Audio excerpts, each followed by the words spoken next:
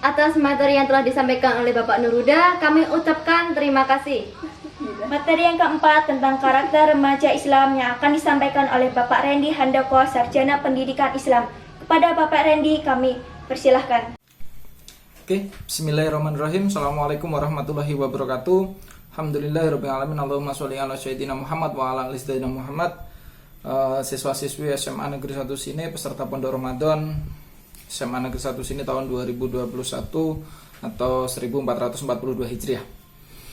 Pertama-tama marilah kita panjatkan puji dan syukur kehadirat Allah Subhanahu wa taala yang senantiasa melimpahkan nikmatnya kepada kita, kesempatannya kepada kita, sehingga pada kesempatan kali ini kita bisa berjumpa bersama, bertatap muka bersama walaupun dengan media yang sangat terbatas ini, tapi no problem, itu perlu kita syukuri sekali karena tanpa nikmat dan tanpa kesempatan yang Allah berikan kepada kita, mustahil kita akan bisa bertatap muka walaupun dengan media seperti ini. Karena banyak orang yang punya kuota, banyak orang yang punya HP, tapi mereka enggan untuk melihat video, menonton materi yang sudah disediakan. Tapi jenengan telah diberikan kelonggaran hati oleh Allah Subhanahu wa taala untuk senantiasa mengikuti perintah Bapak Ibu guru untuk thalabul ilmi, mencari ilmu, menuntut ilmu, mengikuti Pondok Ramadan kali ini dengan media YouTube seperti ini. Alhamdulillah, itu perlu disyukuri. Tanpa nikmat kesempatan yang telah diberikan Allah, susah kita untuk seperti itu. Maka tidak ada kalimat yang paling baik untuk mensyukuri nikmat tersebut adalah kecuali kalimat alhamdulillahirrahmanirrahim. Salawat serta salam tetap tercurah kepada junjungan kita, uswatun hasanah kita, teladan kita, Nabiullah Nabi Agung Nabi Muhammad SAW. Semoga kelak kita diakui oleh umatnya beliau, dan semoga kelak beliau juga berkenan memberikan syafaat kepada kita sehingga kita bisa masuk surga bersama-sama, kumpul bareng-bareng, reuni bareng di dalam surga. Amin Allahumma amin. Oke kawan-kawan sekalian, biasanya Pondok Ramadan diselenggarakan di sekolah, tapi apa mau dikata, Indonesia belum baik-baik saja. Corona masih ada di sekitar kita, pandemi masih ada, sehingga kita wajib melakukan kegiatan-kegiatan tersebut dengan media-media online seperti ini. Kita juga nitip doa semoga Indonesia lekas membaik, semoga Indonesia lekas baik-baik saja, corona segera hilang di sekitar kita, keluarga kita dijauhkan dari wabah-wabah pandemi-pandemi yang ada, dan kita bisa beraktivitas kembali, sekolah kembali, bertatap muka kembali, berbagi cerita kembali, belajar kembali bersama tanpa adanya ketakutan wabah corona. Corona segera hilang. Sepakat? Amin ya rabbal alamin.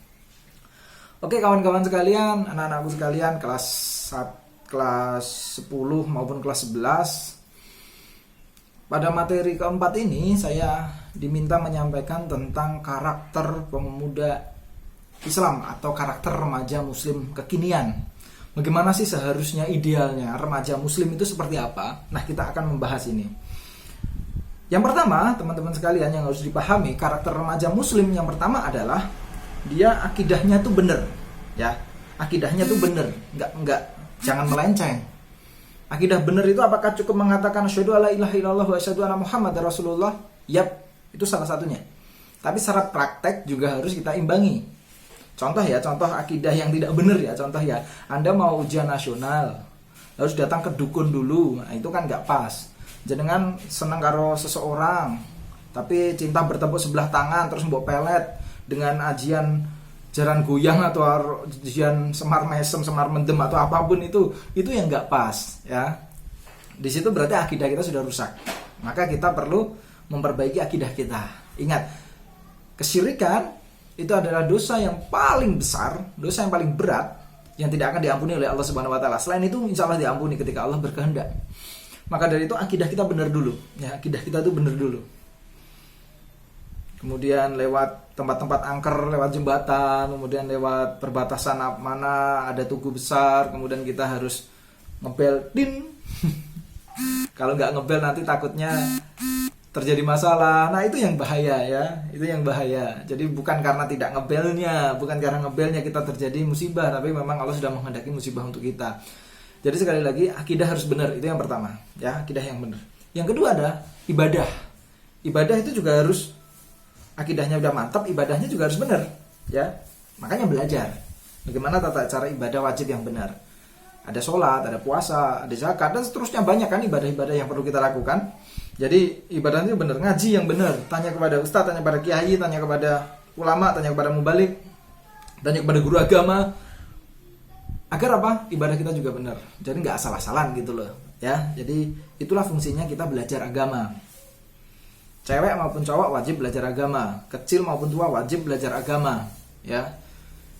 Makanya nih mbak-mbak ini yang Anda saat ini punya pacar tuh, ya, pacarnya dites dulu agamanya benar atau tidak, ibadahnya baik atau tidak, dia soleh atau tidak, ya. Kalau pacar Anda soleh, lanjutkan. Padahal orang soleh itu nggak pacaran, ya. Itu ibadahnya benar dulu ya, ibadahnya benar dulu. Untuk benar atau tidaknya, tanya kepada orang yang lebih paham, ya. Ngaji, kajian, atau ya banyaklah caranya, ya. Yang jelas ibadahnya benar dulu. Yang ketiga, ciri remaja muslim kekinian apa? Fisiknya, jasmaninya itu sehat walafiat. Jadi gak loro-loronan, ya. Makanya kita diminta untuk senantiasa menjaga kesehatan, menjaga kebugaran, olahraga, makan teratur, apalagi puasa nih ya, apalagi puasa. Jangan sampai ada di antara kita, Anda masih remaja, Anda masih pemuda, tapi tidak berpuasa di bulan Ramadan dengan alasan aku nggak kuat, mosok cah 6 ra kuat gitu loh, ya. Orang mati mas, ya, yakin nggak akan mati gara-gara puasa lah Anda. Kecuali Anda punya penyakit kronis, ya, punya penyakit kronis ketika Anda tidak makan 2 jam, 3 jam, tiba-tiba kejang, muntah-muntah, kemudian langsung meninggal.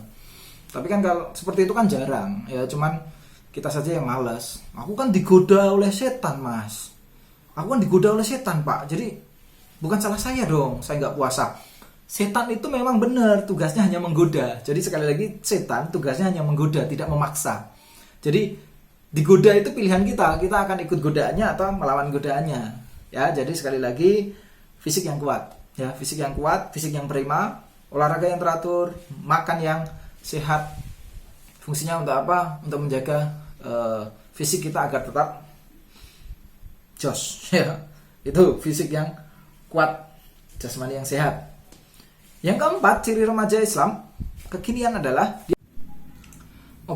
yang selanjutnya adalah kepekaan sosial, empati, simpati, ya. Kita punya kepekaan sosial kepada teman-teman kita, kepada tetangga-tetangga kita. Jadi kalau ada mereka kerepotan, ya kita bantu. Ingat, kepekaan sosial bukan kekepoan. Karena kalau kekepoan, rasa ingin tahu yang berlebih, akhirnya apa? Larinya kepada fitnah dan gibah. So, kepekaan sosial, ya. Kalau ada teman susah, kita tolong. Walaupun nggak berbalik nolong kita, santai saja. Karena kebaikan kita tujukan kepada Allah, bukan karena teman kita, ya. Jadi sekali lagi, kepekaan sosial ini penting. Karena banyak sekarang anak muda itu yang sudah pegang gadget, pegang HP, sudah dia lupa itu. Orang mati nggak gas, orang kecelakaan juga malah difoto, nggak langsung ditolong, ya kan?